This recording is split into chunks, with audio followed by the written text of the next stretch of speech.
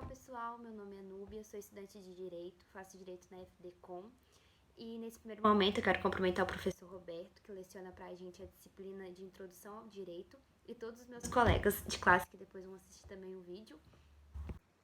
Bom, e hoje eu vou fazer a análise do livro Mercador de Veneza.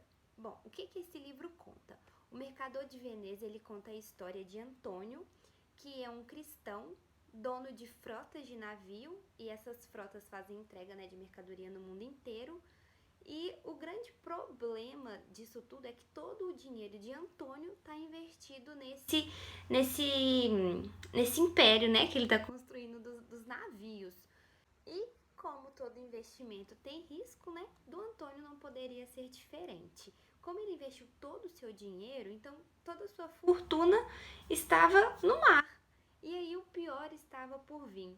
Quando Antônio menos esperava, todos os navios sumiram. Então Antônio estava sem dinheiro. E que pro azar de Antônio, foi na mesma época que o seu amigo, um amigo que ele considera muito, pediu dinheiro. E Antônio ficou muito sem jeito de falar pro amigo que não emprestaria o dinheiro, porque ele chegou falando que precisava ir atrás de uma herdeira super rica e que ele não podia perder essa oportunidade, Então Antônio ficou sem jeito de falar que não emprestaria o dinheiro, Não porque ele não queria, mas porque ele não tinha. Mas ele não conseguiu falar não pro seu amigo. Então Antônio pede dinheiro pro agiota. E esse agiota na história, ele é um judeu. Mas eles já tinham uma rixa. Essa rixa já era antiga, Entre Antônio e esses judeus. Ele já tinha uma rixa. Então, quando ele foi pedir o dinheiro pro agiota, ele falou que ele emprestaria o dinheiro, mas com uma condição. Se ele não pagasse até na data combinada, ele daria 1 quilo de um pedaço do seu corpo para pagar ele, E aí, como o Antônio estava desesperado, ele aceitou a proposta do agiota e fechou o contrato. Então, o seu amigo, ele vai atrás de sua amada, mas as notícias para Antônio não eram boas. Ele ficou sabendo que todos os navios tinham afundado. Ou seja, como que ele pagaria a dívida? Então, ele não tinha dinheiro mais para pagar a dívida que ele devia pro agiota. Mas seu amigo, ele ficou sabendo disso e ele pediu dinheiro para sua amada, porque ele conseguiu conquistar, não, Porque o pai dessa herdeira, ele criou um jogo e vários príncipes já tinham jogado esse jogo, mas não tinham acertado. E para sorte do amigo de Antônio, ele conseguiu. Então ele ganhou esse jogo, então ele conseguiu ficar com a herdeira, Então eles se casaram e como ela era muito rica, ela falou, não tem problema, eu pago. E aí o amigo de Antônio foi até Antônio levando dinheiro, levando até o dobro para pagar o agiota. Só que quando chegou lá o agiota não aceitou, falou que queria lá o pedaço de carne do Antônio. E aí eles ficaram desesperados, não sabiam o que ia fazer. E aí que a surpresa vem. Porque Pórcia, que era a mulher do seu amigo e a herdeira rica, vai também e ela vai vestida de homem junto com sua amiga, se passando por um advogado.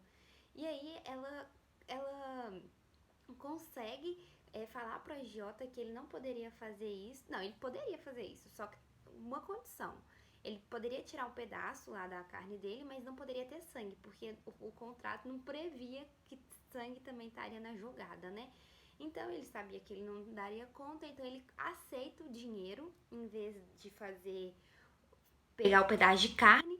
Só que aí quando ele aceita, aí a história já muda. Aí o Antônio fala assim que ele poderia pegar o dinheiro, desde que ele passasse metade para sua filha. Como ele estava desesperado, então ele aceitou essa proposta e assim ficou combinado. Antônio não perdeu nenhuma parte do seu corpo, pagaram a dívida, que devia, mas metade ficaria para a filha do agiota. E o mais engraçado de tudo é porque quem ajudou o desfecho dessa história, que mudou a história toda, foi Pórcia, Que ninguém imaginava que ela se vestiria de advogado e mudaria todo o cenário. Mas a história do Mercador de Veneza é basicamente essa. Agora eu vou trazer para a realidade os problemas, que esse conto traz pra gente. Bom, de forma bem simplificada e resumida, a gente pode notar que não teve autonomia de vontade, porque autonomia de vontade significa o quê? Única vontade entre as partes. E a gente pode perceber que no contrato deles, em momento nenhum teve isso, né? Então peguei até um conceito, e eu vou ler, que diz assim, ó. É a liberdade de contratar ou se abster, de escolher a parte contratual, de estabelecer os limites do contrato, ou seja, exteriorizar a sua vontade de forma que pretende. E, tipo, não foi muito bem o que aconteceu, né, nesse contrato que eles fizeram. Um outro problema que a gente pode trazer é o estereótipo, né, que a história cria, onde os judeus, ele é o agiota. E como a gente já sabe, o agiota já tem essa fama de ser ganancioso. Então a gente pode notar até mesmo uma intolerância religiosa.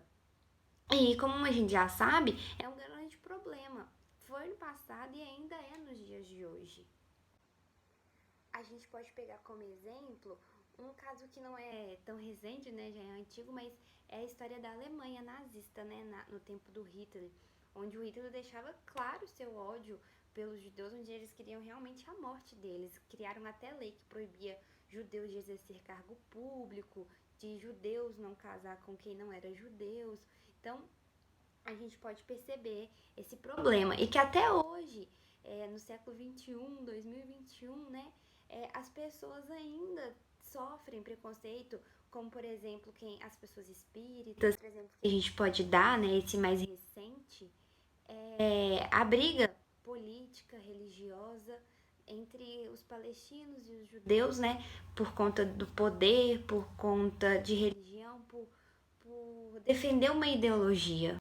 E um outro ponto que eu acho muito importante a gente falar é sobre o machismo, né? Que fica claro na história que acontece entre o pai e a filha, onde o pai não deixa a filha fazer literalmente nada, onde ele é um conservador, que ele cada vez quer aprender mais a filha, quando a filha ainda vai tentar ter um relacionamento, aí que as coisas pioram e ela revoltada, ela foge de casa e ainda mais com o seu dinheiro.